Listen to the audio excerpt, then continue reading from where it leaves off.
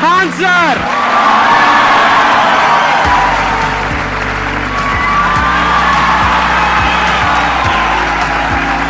क्या हालचाल जी, कैसे हैं आप?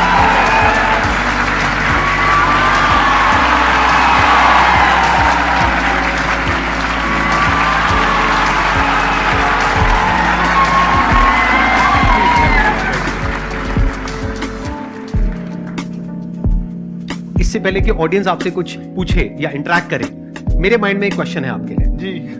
जो बच्चे हैं वो आपके इतने दीवाने क्यों हैं, इतने पागल क्यों हैं आपके पीछे? मतलब मेरे कमेंट सेक्शन में भरा पड़ा था खान सर कब आएंगे, खान सर कब आएंगे। मतलब ऐसा क्या जादू कर दिया आपने बच्चों के ऊपर? ये सवाल हम आपसे भी पूछते हैं, हमारे पे भी इतना कमेंट आया, इतना मेरे तो ऑफिस में लोग चले आए कि सर कब जा रहे हैं। अच्छा।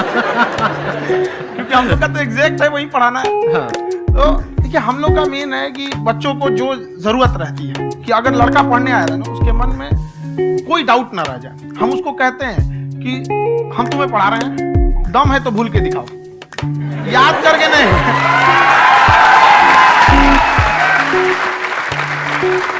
बस आप जिस प्राइस पॉइंट पे पढ़ा रहे हैं आई थिंक वो सबसे कम है, वो बहुत ही कम है। सर ये जो फीस का कल्चर है ये हमारा इंडियन कल्चर नहीं है। हमारा इंडियन कल्चर गुरु दक्षिणा है, उस हिसाब से वो सही है। ऑक्सीजन जैसे जिंदगी के लिए जरूरी है वैसे एजुकेशन जरूरी है। वो ये नहीं कह सकता है कि पैसे की वजह से वो खान सर के यहाँ से लौट गया। क्या बात है।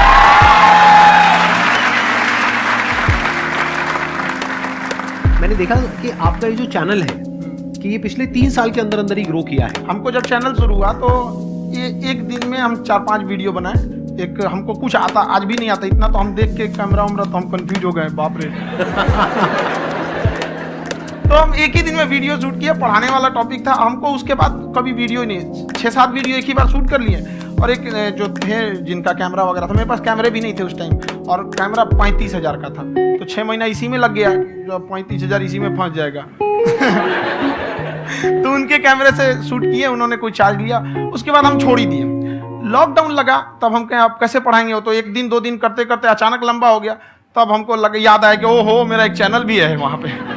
तो उस समय उस पर लगभग 30,000 सब्सक्राइबर हो चुके थे। तो जैसे लॉकडाउन लगा तो उस पर पढ़ाना चालू किया, और पता नहीं क्या लोगों को पढ़ाई में इतना इंटरेस्ट आ गया कि आपका स्टाइल ऐसा है थोड़ा सा। आप आई थिंक पढ़ाई के साथ साथ में जो बीच बीच में आप थोड़ा बहुत छोड़ते रहते हैं ना, मतलब जो एंटरटेनमेंट चलता रहता है। ये बात हम देखिए, जब हम गुलाम थे ना तो अंग्रेजों ने एक चाल चला था कि भारत को हम फिजिकली गुलाम रखेंगे 100-200 साल, मेंटली 1000 साल कर देंगे। उन्होंने पढ़ाई का मॉडल चेंज कर दिया। उन्होंने ऐसा डिजाइन किया कि टीचर की रिस्पॉन्सिबिलिटी है वो पढ़ा के चला जाए। टीचर की रिस्पॉन्सिबिलिटी यहाँ खत्म नहीं हो जाती है। पढ़ाना तो कोई भी पढ़ा सकता है, टीचर की इससे बड़ी रिस्पॉन्सिबिलिटी होती है उसे समझाना। वो समझा कि नहीं समझा। अगर लड़का आपके समझाने के बाद डाउट रह गया तो ये आपकी गलती है। लड़का हमसे पूछता है सर इतनी भीड़ है आपके पास, तो कहते सर डाउट कैसे पूछेंगे? हम कह रहे यार तुम्हारा डाउट बचेगा तब ना पूछेगा तुम डाउट यहाँ पे।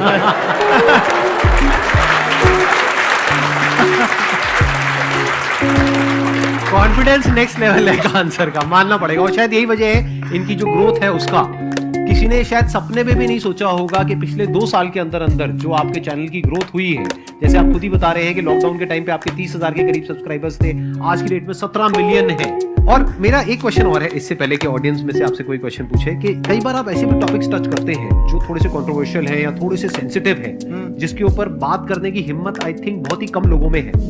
तो आपको कभी ये नहीं लगता है कि कहीं ज्यादा तो नहीं हो रहा है, इसको थोड़ा रोक देते हैं, थोड़ा कम कर देते हैं? क्योंकि कोई लाइन ही नहीं है वैसे तो बोलने को, तो आप कुछ भी बोल दो, कितना भी बोल दो। हुई है कंट्रोवर्सी बहुत बार। एक्चुअली बचपन से हमको फौज में जाना था, और फौज वालों के लिए ये सब मायने नहीं रखता। उसको करना है मतलब करना है, तुम सामने कुछ भी रहो, डजंट मैटर।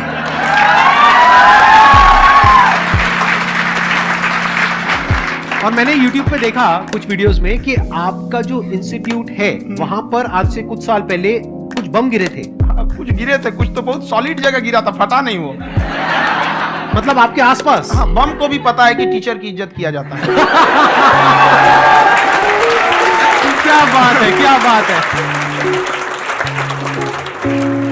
मैं समझ पा रहा हूं कि ये आपके अंदर जो एटीट्यूड है ये कहां से आ रहा है, क्योंकि आप बचपन से ही फौज में जाना चाहते थे, तो आप जंग के मैदान में ही खड़े हैं एक तरीके से। बस फर्क ये है कि आपके हाथ में कलम है, हथियार ना होकर के। हथियार से एक आदमी की जान जा सकती है, हाँ। कलम से बहुत ताकत होता है। शिक्षा एक ऐसा हथियार है ना, हर कुरीतियों से लड़ सकता है, हर तरह की समस्याओं से। और ये एक ऐसा हथियार है, मेटल डिटेक्टर में भी नहीं पकड़ाता है।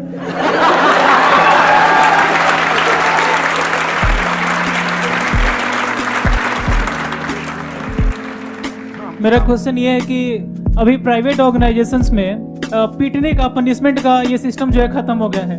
हम आपके वीडियो में देखे हैं सर कि आप एक बड़ा सा रोल रखे रहते हैं, पुलिस वाला लाठी है वो, पुलिस वाला लाठी है, और स्टेज पे बुला के बच्चों को उसी से धुनाई शुरू कर देते हैं मस्त एकदम से, है ना। तो सर मतलब कि बच्चे मतलब कि डरते नहीं हैं आपसे, और इस तरीके से कैसे कनेक्टेड हैं आपसे, है ना। और एक और क्वेश्चन सर, यूपीएससी का जो आप अपना बैच स्टार्ट करने वाले हैं, ठीक है, उसके बारे में बताइए सर, क्योंकि मुझे मतलब कुछ इशू करना है सर, ठीक है। और संदीप सर को देख लिए, मेरा तो वैसे ही हो जाना है।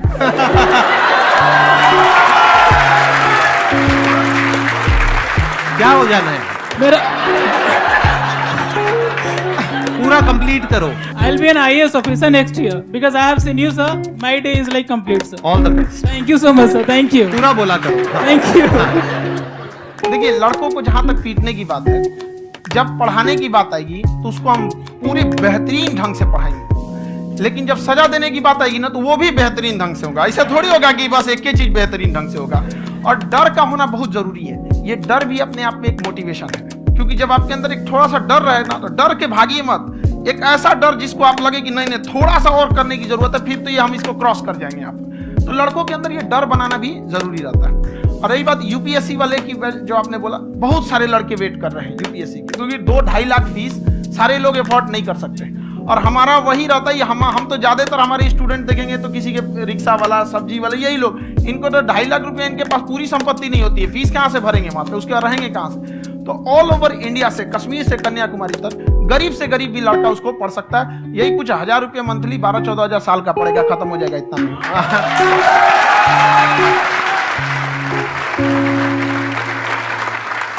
ये जो डंडे वाली बात इन्होंने कही, ये सच है? मतलब आप सच में एक डंडा रखते हो? पुलिस का ही है वो। और मारते हो? हाँ, कि मतलब अगर कोई लड़की छेड़ता है या ऐसा कोई भी उल्टा पुल्टा काम पढ़ाई करता लिखाई है, कुछ भी गलती करेंगे तो पिटाएंगे वो यहाँ पे, कैमरे पे, ऑन कैमरा, जैसा भी रहे, कुछ भी पिटाना तो उनको फिक्स है। एक तो कोई मतलब विधायक जी थे, उनके लड़का को पीट दिए, तो चला है दल बल लेके अपना वहां पे। उसने घर पे नहीं बताया था कि सर ने पीटा है, बस बोल दिया कोचिंग में पीटा है। बाद में पता चला हम पीटे हैं, तो उसके पिताजी मेरे सामने और पीटे।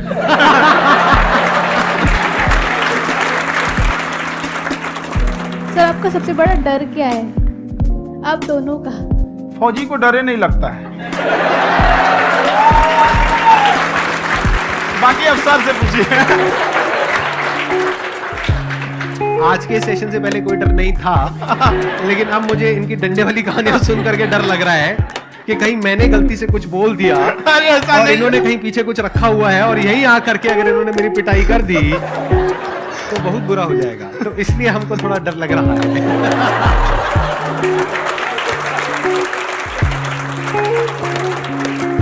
आपकी डेली कितने घंटे क्लासेस होती है? 6-7 घंटे। अभी भी खुद ही करते हो आप? हाँ, हमारे स्टाफ परेशान रहते हैं। हम 1:30-2 बजे सोते हैं, सुबह 6 बजे उठ जाते हैं, परेशान रहते हैं। यार इतना क्यों करते हो, है ना? कभी तो उनको भी साथ साथ लगना पड़ता है ना। उनको साथ साथ लगना पड़ता है। हम जग गए तो कोई सोया थोड़ी रहेगा, परेशान रहते, दिन में सोते ही नहीं है बेचारा, कहीं कहीं जाके सोते रहता है। तो हम सीट बांध दिए कि भाई तुम इस समय सो जाना, तुम इधर सो जाना। आपकी शादी हो गई या नहीं हुई अभी? मेरी खुशहाली देख के आप आइडिया लगा सकते हैं।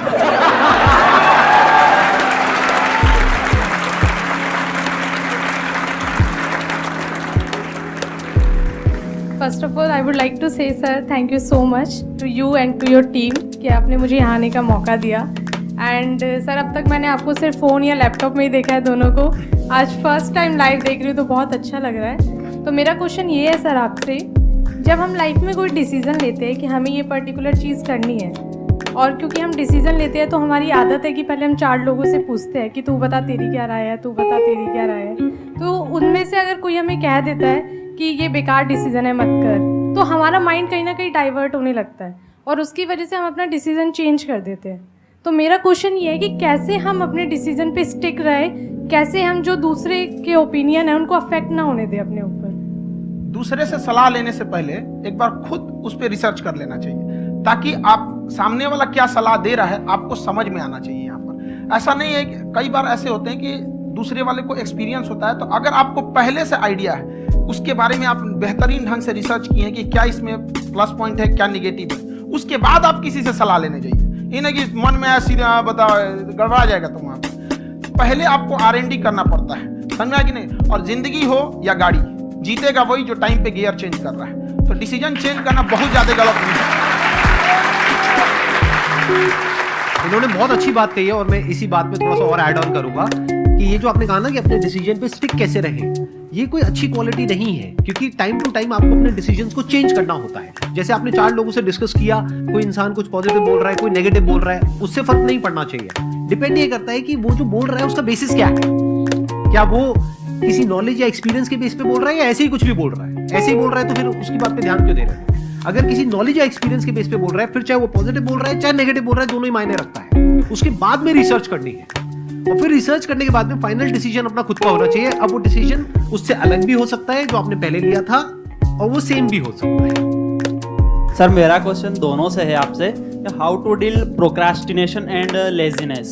हमारा ब्रेन है ना, ये बहुत आलसी टाइप का है, इसको आराम खोजना पसंद है। अब थोड़ा सा भी अब इसको आराम की ओर लेके चलेगा ना तो फिर उधर ही रहेगा। अब सोचेंगे 10 मिनट आराम कर लेते हैं ना, तो 10 मिनट 2 घंटा बना देगा। उसको टॉर्चर कीजिए, चल 10 मिनट बाद में। उसको आप उस पर हावी में, वो कह रहा है कि हमको आराम चाहिए, आपको हाँ आराम मिलेगा, पहले काम फिर मिलेगा आराम। तो आप उसके हिसाब से मत चले। आपका मन कर रहा है थोड़ा सा देख लेते हैं, कोई नोटिफिकेशन आया, आप कोई काम कर रहे हैं, क्यों पहले काम कर लीजिए, बाद में देखिएगा ना नोटिफिकेशन। आप हावी मत होने दीजिए यहाँ पे। अगर आप 5 मिनट भी थोड़ा सा लूज पड़े ना, थोड़ा सा कमर सीधा कर लेते हैं, 2 घंटा बर्बाद कर दिया आपको। हावी मत होने दीजिएगा उसको अपने ऊपर। प्रोक्रेस्टिनेशन को तोड़ने का एक ही तरीका है, सबसे छोटे लेवल पे ले जा करके उस गोल को तोड़ दो। यानी वो गोल बहुत बड़ा है, उसको ब्रेक डाउन करो, उसके सबसे पहले स्टेप पे आ जाओ कि उसको अचीव करने का सबसे पहला स्टेप क्या है। जैसे गाड़ी चलाना सीखना है, उसका सबसे पहला स्टेप क्या है? अगर घर में कोई नहीं है सिखाने वाला या सिखाने वाली, तो बाहर जा करके जो गाड़ी का ड्राइविंग स्कूल है उधर जा करके पैसे दे दो। अब फंस गए ना तो फंसा दो अपने आप को। दिमाग ये लगाओ कि अपने आप को कैसे फंसाया जाए। जब हम फंस जाते हैं ना तो फिर हमको वो काम करना ही पड़ता है। Then there is no looking back. जब तक आप सोच रहे हो तब तक सोच रहे हो, उसको बोलते हैं पैरालिसिस ऑफ एनालिसिस, कि आप सोचते चले जा रहे हो अपने माइंड में, मैं ये करूंगा वो करूंगा वो करूंगा वो करूंगा, और प्रोक्रेस्टिनेट हो रहा है, वो चीज टलती चली जा रही है। तो उसको छोटे से छोटे लेवल पे ब्रेक डाउन करके उसको कर दो, दैट इज नंबर 1। और जैसे ही करना शुरू करते हो, कोशिश करो कि उसको जब तक कि आप सही से नहीं कर लेते हो उसको छोड़ना नहीं है, तो आपकी लेजीनेस भी खत्म हो जाएगी। कई लोगों को तो हमने देखा जो सप्ताह में कुछ भी नहीं करता, वो भी संडे को आराम कर रहा है।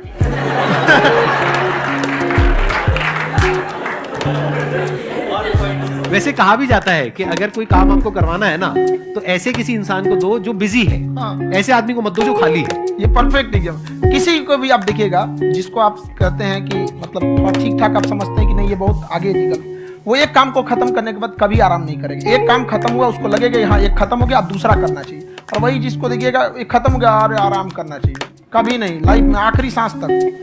सर यहाँ पे सब हिंदी में पूछते हैं, इंग्लिश में पूछते हैं, मैं भोजपुरी में पूछूं? जौन भाषा ठीक लगे तोने में पूछ दो। हाँ सर।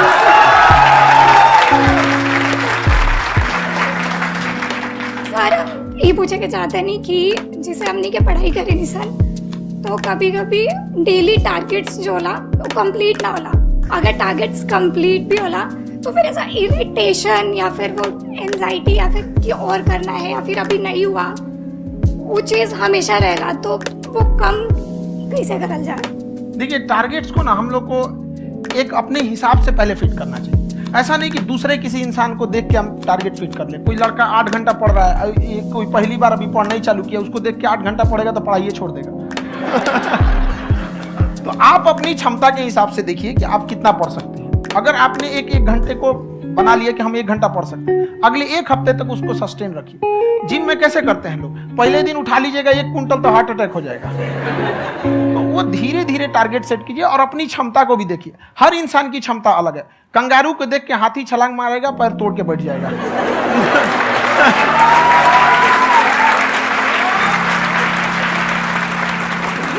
अब संदीप सर का मोटिवेशन देख के इसका मतलब क्या कि ट्रेन के आगे खड़ा हो जाएंगे, ढकेल देंगे तुमको।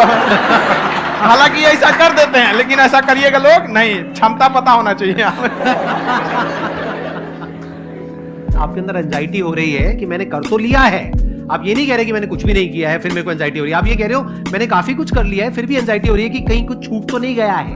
तो बेसिकली आपको ये देखना है कि अगर आपके अंदर एंजाइटी हो रही है, that means you are a very good student, आप एक अच्छे स्टूडेंट हो। क्यों? क्योंकि बहुत सारे स्टूडेंट्स तो ऐसे हैं, उनको पढ़ने के नाम से एंजाइटी होती है। तो आपको एंजाइटी हो रही है कि मैंने पढ़ लिया, दिन में मानो 8 घंटे का आपने टारगेट सेट किया और 6 घंटे पढ़ लिया, या मान लो 8 घंटे भी पढ़ लिया, फिर भी एंजाइटी हो रही है कि मैंने 10 घंटे नहीं पढ़ा। तो ये तो अच्छी क्वालिटी है ना, ये तो एक ब्रिलियंट स्टूडेंट की क्वालिटी है, क्योंकि एंजाइटी उसी को होती है जो केयर करता है, जिसको परवाह है, उसी की तो एंजाइटी होती है। जैसे माँ को अपने बच्चे की, जैसे एक माँ को अपने बच्चे को लेकर के एंजाइटी होती है। हंस लो, मजाक उड़ा लो। कोई बात नहीं, एडिट कर देंगे इसको हम। हाँ।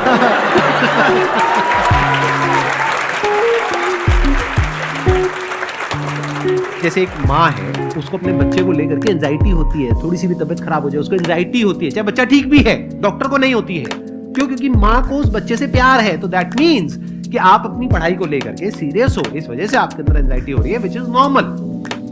जहां पर प्यार मोहब्बत होती है वहां पर थोड़ी बहुत एंजाइटी तो होती ही है ना। समझ रहे हो ना मैं क्या कहना चाह रहा हूं? आप लोग समझ रहे हो ना मैं कहां जा रहा हूं? जब वो किसी और से बात करती है तो एंजाइटी होती है ना।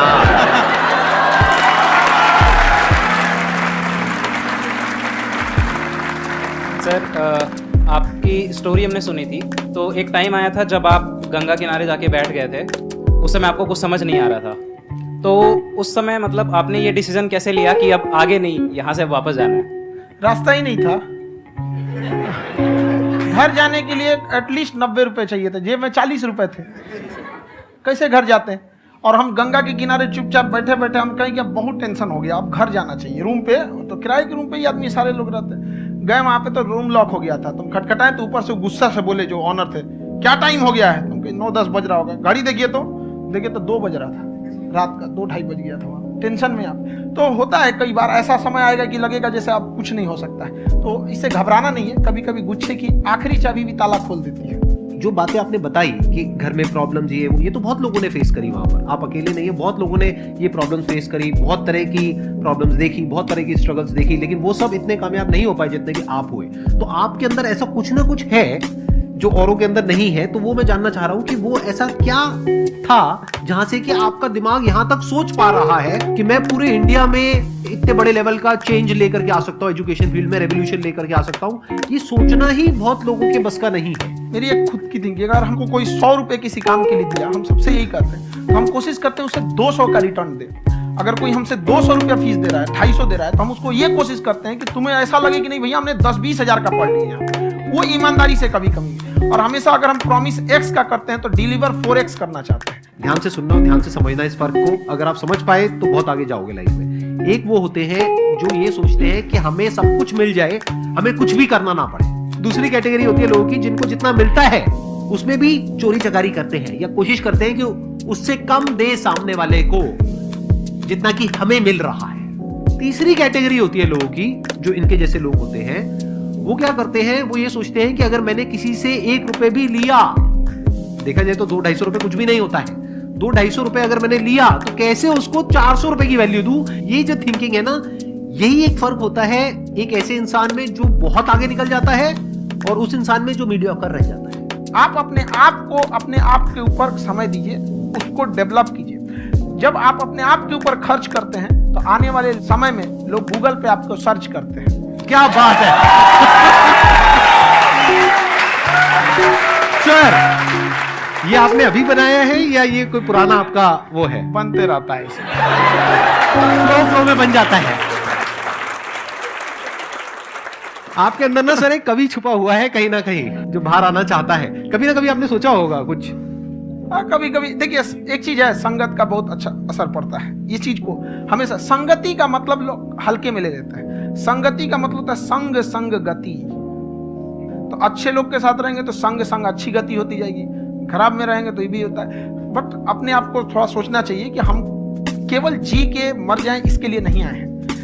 लोग कहते हैं कि सर नाम क्यों नहीं बताते अपना। हमारी एक ही सोच है, जाने के बाद इस दुनिया से हमको मतलब एक चीज देना चाहते हैं स्टूडेंट्स को कि वो याद करें कि इस पैसे की भाग दौड़ की दुनिया में हर कोई दोनों हाथ से लूटने में लगा है, खाली हाथ जाने के लिए। ये सबको लगा है। तो तो हर कोई को ये सोचना चाहिए कि था कोई इंसान जो इतने कम फीस में इतनी शिक्षा जो महंगी थी, जो कमाने का रास्ता था, उसको भी एकदम कंपटीशन इतना कर दिया कि अब लोगों को अपनी फीस बढ़ाने में डर लगता है। अरे यार, लड़का कमेंट करता है कि खान सर इतना ले रहे हैं, आप बहुत बड़ा टीचर है।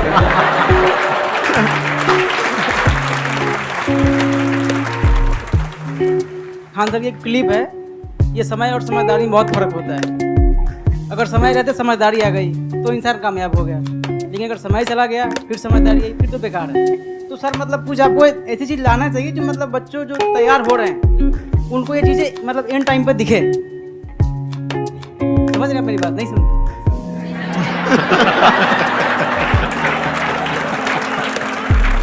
यही होता है सर, सर का मोटिवेशन ज्यादा हो जाता है।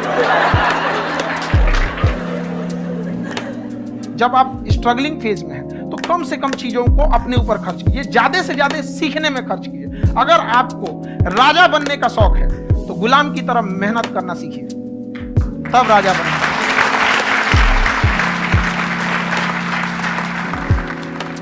ये दुख, ये दर्द, ये सब तेरे अंदर है। तू अपने बनाए इस पिंजड़े से बाहर निकल के देख, तू अपने आप में एक सिकंदर है।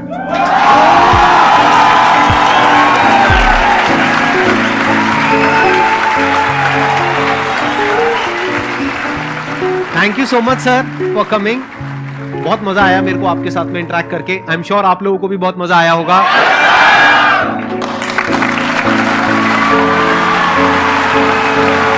Thank you so much ji.